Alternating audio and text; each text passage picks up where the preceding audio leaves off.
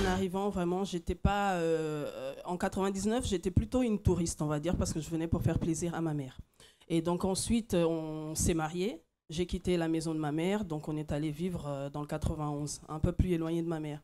Et bon, là, ma mère n'était plus derrière moi pour me dire, bon, va à l'église, il faut que tu confies en Dieu. Et donc, du coup, bah, j'ai décidé tout simplement de mener ma vie comme bon me semblait. Donc, on vivait comme on vivait déjà avant, on va dire. On vivait comme des célibataires, on faisait toujours la fête, on sortait. Vous étiez marié? On était mariés, oui. On était mariés, mais Vous êtes marié depuis combien d'années? 12 ans maintenant. 12 ans. Oui. Donc on était mariés, mais on vivait comme des célibataires, on sortait, on allait en boîte, lui il allait avec ses amis, moi j'allais avec mes amis, parfois on allait ensemble, en groupe, des soirées, des sorties, on buvait, enfin c'était vraiment, ça n'avait rien à voir avec le mariage en lui-même. Et donc là, les problèmes ont commencé à surgir. Bah déjà, on a eu des problèmes au niveau du couple, bien sûr. On ne s'entendait plus, il y a eu des trahisons, des querelles, des disputes, il y a eu beaucoup de problèmes. Moi, je suis tombée en dépression. Une maladie également qui est arrivée derrière ça, que j'ai portée pendant plus de 2 ans. Donc, j'avais des fortes douleurs à l'estomac, des crises que je faisais. Les médecins ne trouvaient pas la cause. Et donc, j'étais triste, angoissée, avec des envies de suicide. Enfin, j'étais vraiment mal.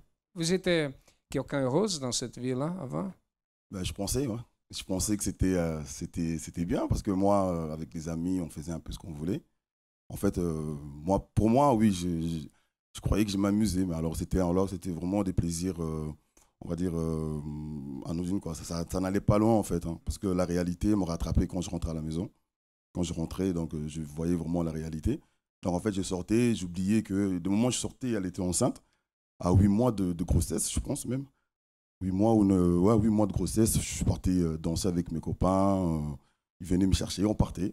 Je me souciais même pas d'elle, quoi. Je me disais, bon, elle est à la maison, c'est bon, il n'y a pas de problème et tout. J'allais danser, je m'amusais. Et c'est en rentrant que ma réalité, elle était toujours là, en fait.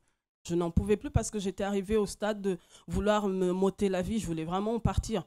À un moment donné, je suis arrivée un jour, j'ai pris la voiture, j'ai roulé, je voulais plus m'arrêter en fait. Je me suis dit, bah, là où je vais arriver, si c'est contre un arbre, si c'est contre un mur, bah, ça sera fini en fait. J'ai tout simplement dit, mon Dieu, j'en peux plus. Alors si tu existes, il faut que tu montres. Dans ma vie, il faut que tu le montres. Je vais faire ce qui est en mon pouvoir. Ce que les hommes de Dieu vont me demander de faire, je vais le faire, je vais appliquer, mais je veux voir la transformation dans ma vie. Qu'est-ce que Dieu a fait dans votre vie? Alors au jour d'aujourd'hui, qu'est-ce que Dieu a fait? Bah, déjà, il m'a guéri. Il a enlevé la dépression que j'avais en moi. Il m'a rétabli. Il m'a donné son esprit. Aujourd'hui, je suis une personne complètement transformée. Il a béni mon mariage également. Aujourd'hui, notre mariage n'a rien à voir avec celui qu'on avait avant, qui était même inexistant, je dirais. Aujourd'hui, on recommence, on va dire. Aujourd'hui, notre vie, que ça soit professionnelle, parce qu'il y avait un problème, un blocage aussi au niveau de la vie professionnelle, mais surtout de son côté à lui. Aujourd'hui, bah, sa vie professionnelle est rétablie également, donc il est béni également de ce côté-là. Et en pleurant, même, j'avais dit à mon épouse, c'est fini, plus jamais il y aura des larmes de tristesse dans notre vie.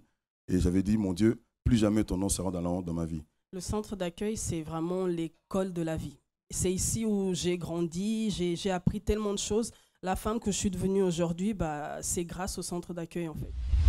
Bonjour chers amis, soyez tous le bienvenue dans votre émission France en direct. Peut-être vous qui êtes en train de participer de cette émission, vous vous trouvez avec votre foyer complètement détruit. Ce sont tant de problèmes que vous êtes en train de vivre dans votre maison et vous ne savez quoi faire parce que combien plus vous avez déjà essayé de changer la situation avec vos forces, la situation, elle s'est empirée. Et vous voyez dans votre foyer la désunion, les querelles, les disputes. Ce sont vos enfants qui ont cheminé dans les vices et vous êtes complètement désespérés. Chers amis, nous sommes là afin de vous montrer une issue. Nous sommes là en train de vous montrer la sortie de cette situation.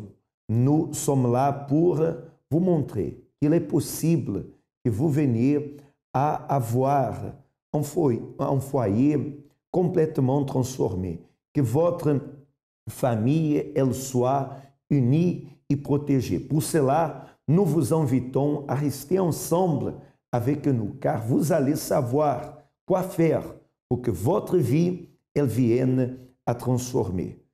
Peut-être vous dites, Armando, comment cela sera possible? Parce que ça fait déjà des années que la situation elle dure et cela va de mal en pire. Chers amis, nous allons vous prouver. Pour cela, restez attentifs.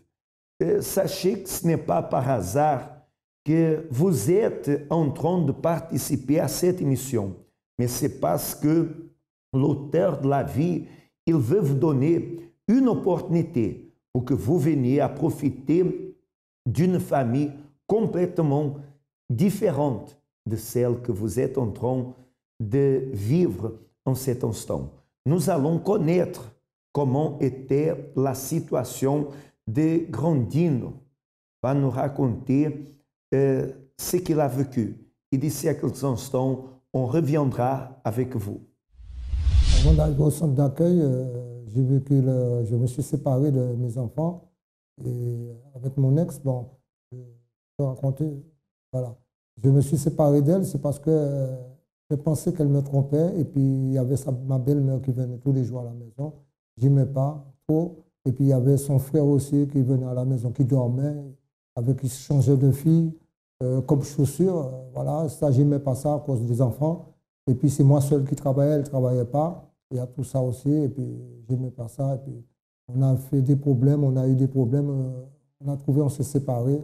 Et l'assistance sociale est venue, ils ont fait un contrôle pour savoir si c'est vrai tout ce qui se passe. Comme d'habitude, ils font des contrôles pour savoir et à qui ils doivent donner les enfants. Et c'est moi qui avais la garde des enfants. Ils étaient au nourrice à l'île Rose. Je me rappelle de ça, je n'oublie pas. J'allais les voir le samedi parce que je ne pouvais pas les prendre parce que je travaillais. Alors la nourrice, il s'arrangeait avec moi, il me disait de les laisser. Ils peuvent dormir là, le samedi, de les laisser. Et je le prendrai après comme on jouait le temps. Je les ai gardés pendant 3 semaines. Je ne pouvais pas travailler. Et j'ai perdu ma place au Bourget, puisque j'aurais été... c'est l'administration. Quand je manquais comme ça, j'ai perdu ma place au Bourget à cause de ça. Ça me faisait vraiment de la peine. Des fois, je pleurais comme ça. Alors, j'ai appelé ma mère. J'ai dit à ma mère que... Il m'a demandé, j'ai dit que j'ai les enfants, c'est moi qui suis responsable des enfants. Alors, qu'est-ce qu'il me conseille?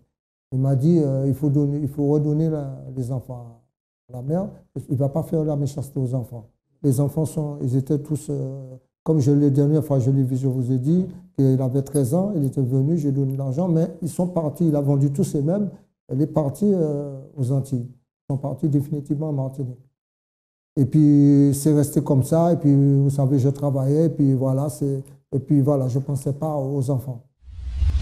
Voyez la situation qu'il était en train de traverser, cette situation horrible qu'il a vécue. Voyez, lui qui est arrivé au point de se divorcer dû à la situation qu'il vivait dans son couple, le manque de confiance, c'est-à-dire tant de problèmes, et lui, c'est-à-dire sentait cette douleur après que ses enfants aussi l'ont été retirés, c'est-à-dire ce vide, cette douleur à l'intérieur. Mais il va raconter comment se trouve actuellement sa vie. Qu'est-ce que s'est passé dans sa vie? Qu'est-ce qu'il a fait? Quelle attitude il a pris? Et comment est devenue sa situation? Il va nous raconter. Peut-être vous qui êtes en train de participer de l'émission, vous avez identifié avec une situation semblable, c'est-à-dire qu'il a raconté, mais regardez une chose, il va nous raconter son surpassement. Pour cela, restez attentifs et d'ici à quelques instants, on reviendra avec vous. J'ai connu le centre d'accueil par un membre de l'église parce que je suis allé dans une maison de retraite à Thiers. C'est là que, quand je suis arrivé là-bas, j'ai connu le membre de l'église, il était là-bas en train, elle travaille, elle s'occupe des chambres, elle s'occupe des gens qui sont en retraite. Alors c'est là que je l'ai connue et puis elle est venue vers moi, puis on a parlé. Elle m'a dit qu'elle est à l'église. Alors j'ai demandé, j'ai expliqué que j'ai une opération à faire. C'est là que quand je lui ai dit, il m'a donné le semeur. J'ai pris le semeur dans ses mains et puis je suis monté chez moi, dans la chambre. J'ai commencé à lire le semeur. J'ai vu les miracles qu'elle a fait. Et après, je suis parti. J'ai dit, il faut que j'achète une Bible. Je suis parti, je suis venu ici, à l'église ici. Je me rappelle qu'il y avait le culte qui avait commencé. Je suis entré et puis c'est un membre de l'église qui m'a demandé, je suis venu pour acheter une Bible. Il m'a donné la Bible. Voilà. Oui, j'ai fait les 4 campagnes d'Israël, puis la dernière, j'ai fait la 5 campagnes d'Israël. Parce que c'est la campagne d'Israël qui amène les bénédictions. Parce que quand on a quelque chose, c'est dans cette campagne-là qu'on voit, ça arrive, les bénédictions, les miracles. Voilà. On sacrifie. Voilà, mais si on fait les choses bien, hein, parce que moi, j'ai fait les choses bien pour avoir, je veux parler, retrouver les enfants. J'avais promis, j'ai dit, si ça, je veux faire cette campagne, mais je veux donner ma retraite complète.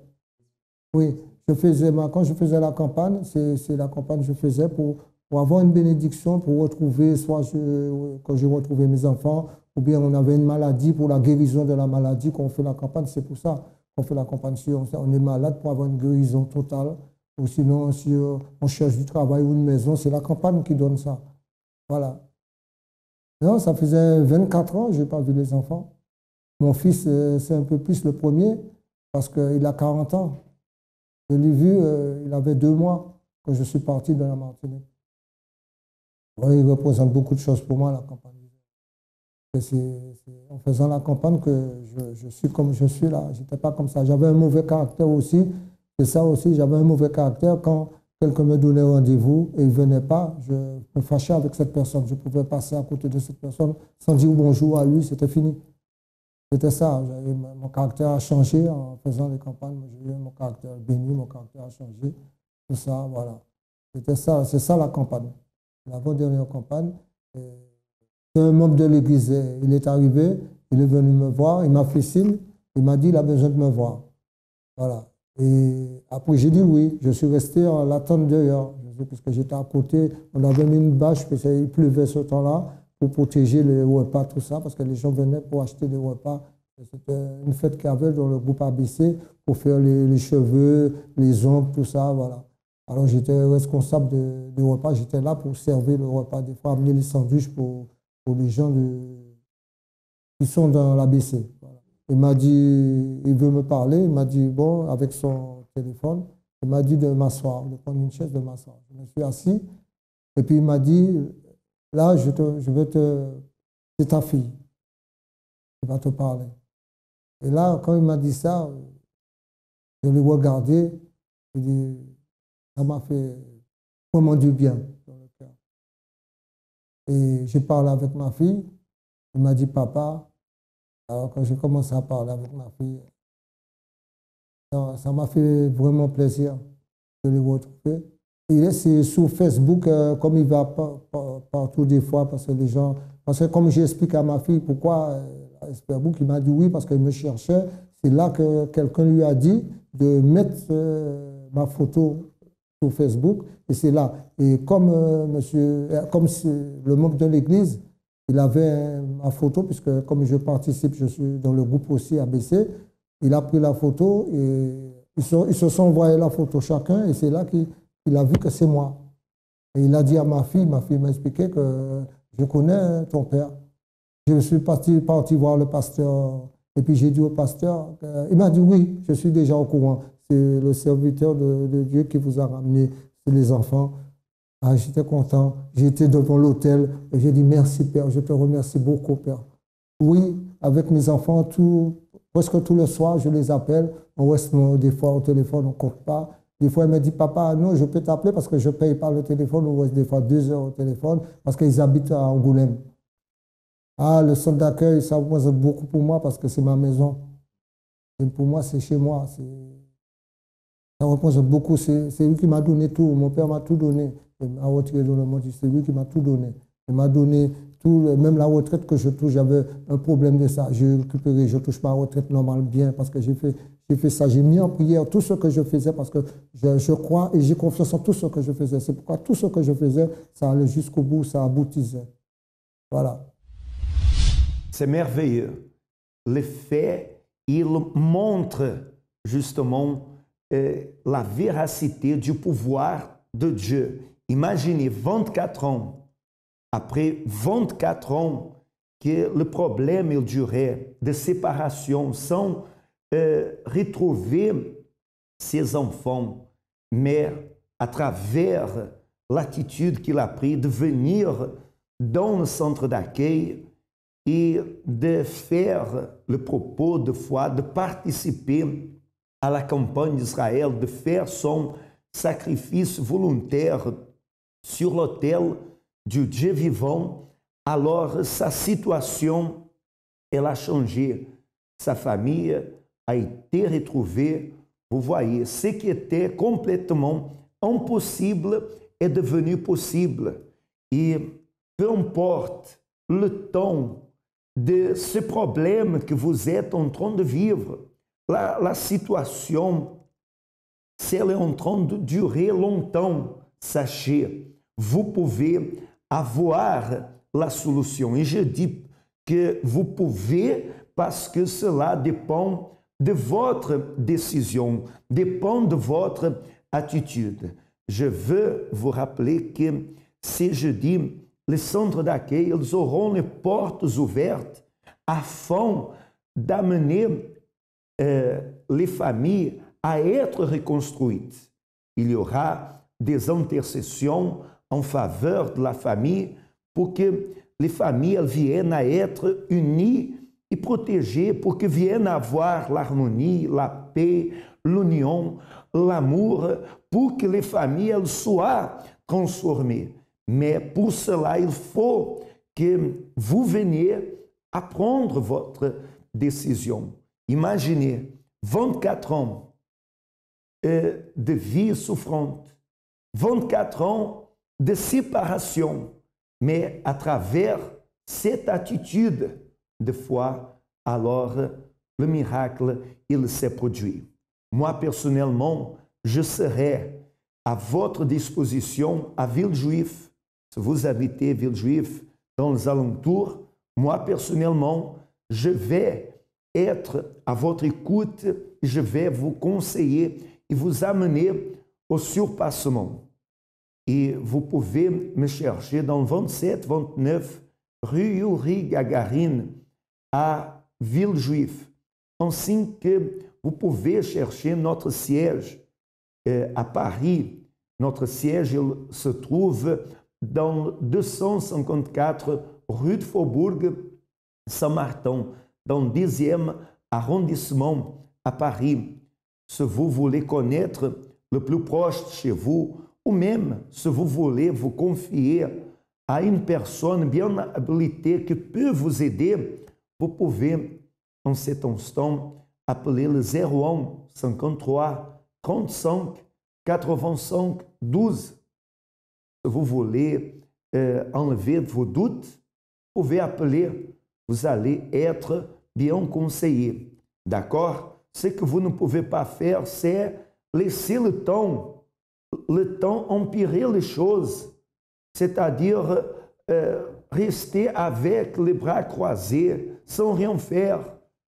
Vous devez prendre votre attitude pour que, alors, vous puissiez connaître votre vie réalisée. Nous allons maintenant à un autre cas véridique et d'ici à quelques instants, on reviendra avec vous.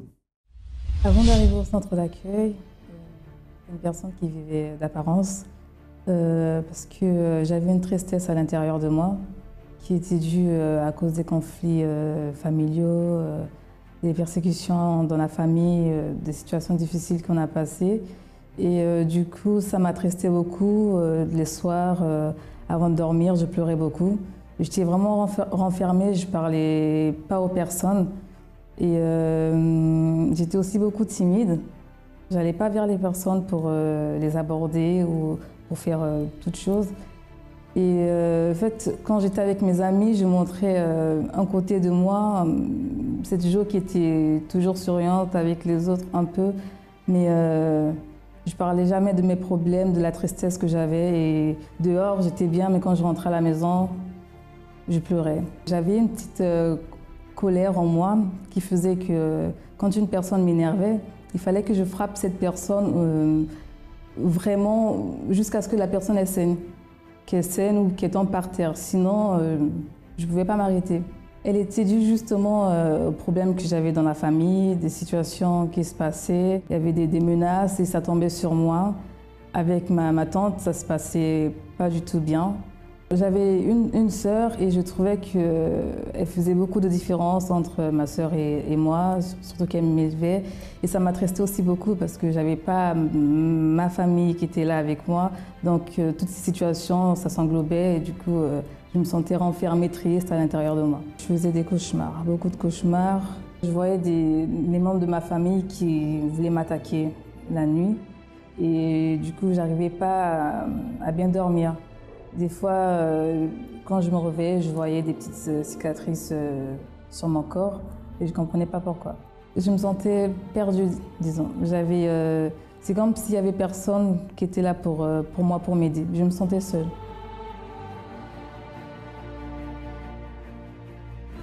J'ai connu le centre d'accueil par une autre de mes tantes qui a invité toute la famille, qui commençait à aller, mais moi, je ne voulais pas y aller. Parce que je me disais que je n'étais pas prête pour y aller et elle a vraiment insisté. Et le jour de mon anniversaire, je voulais connaître Dieu. C'est comme ça que je suis arrivée au centre d'accueil.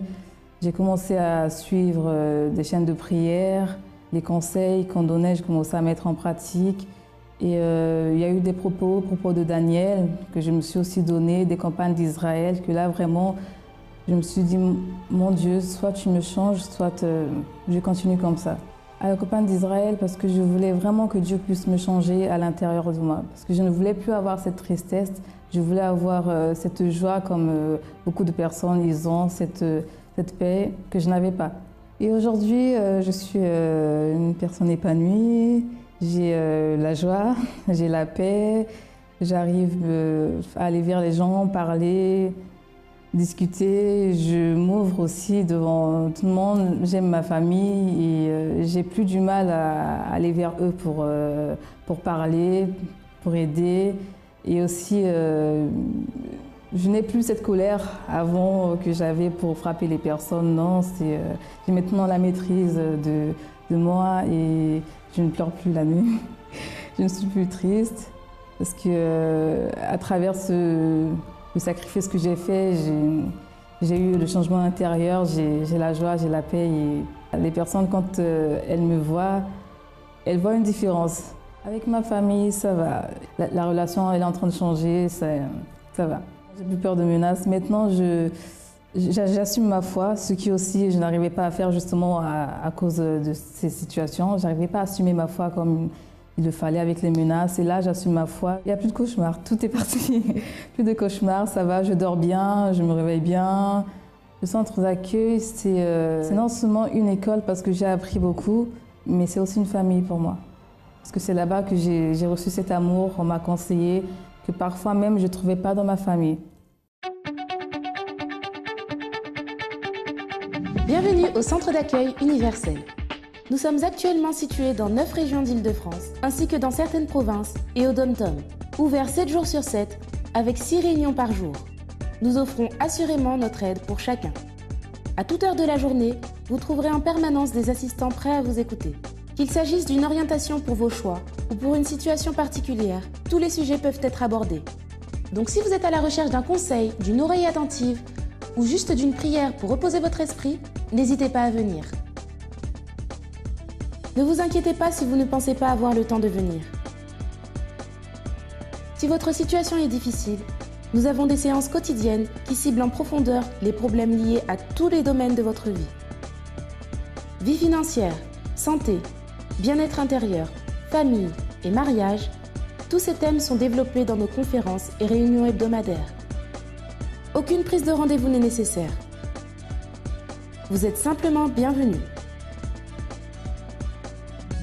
De plus, tous les services que nous offrons sont absolument gratuits. Voulez-vous savoir de quoi il s'agit? Suivez-moi et jetez vous-même un coup d'œil. Si vous ouvrez cette porte, vous trouverez des conseillers disposés à vous venir en aide, quelle que soit votre préoccupation. Ils vous donneront, sans vous juger, des enseignements pratiques qui enlèveront la pression sur vos épaules.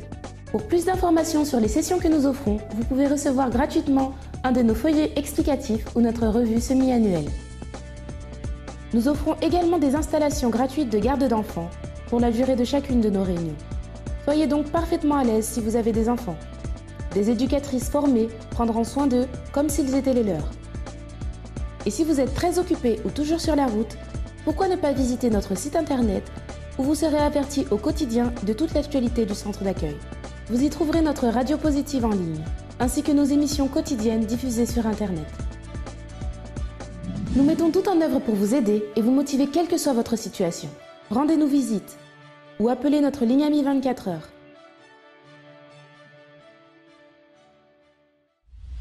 Vous pouvez imaginer une nouvelle histoire dans votre vie et vous pouvez croire que cela est possible. Les cas véridiques que vous avez pu assister à travers cette émission prouvent que vous pouvez surpasser ces problèmes qui durent longtemps.